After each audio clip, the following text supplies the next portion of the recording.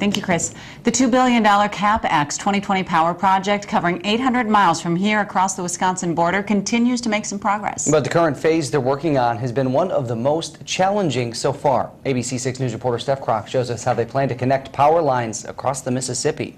They're not ideal conditions to be on a boat ride, but Xcel Energy and construction crews are out here nonetheless.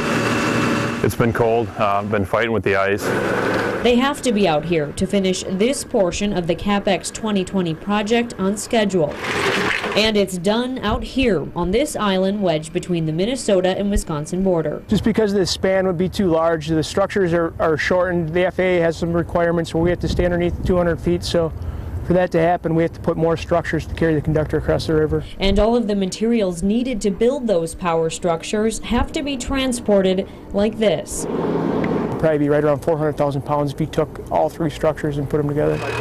When finished, those structures will connect power lines for roughly 150 miles across state lines. This project actually starts in Hampton, Minnesota. It runs south to North Rochester. From North Rochester to the river crossing here, which is south of Alma.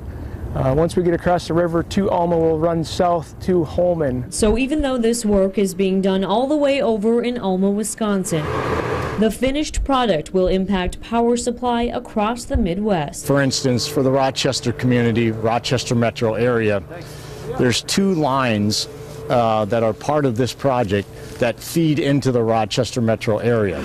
Near Alma, Steph Kroc, ABC 6 News. CapX 2020 began in 2004. It's to ensure a better power supply for the growing population in southeast Minnesota, notably in the Rochester area. The river crossing phase of the project is expected to be done in January. The entire thing should wrap up in about a year.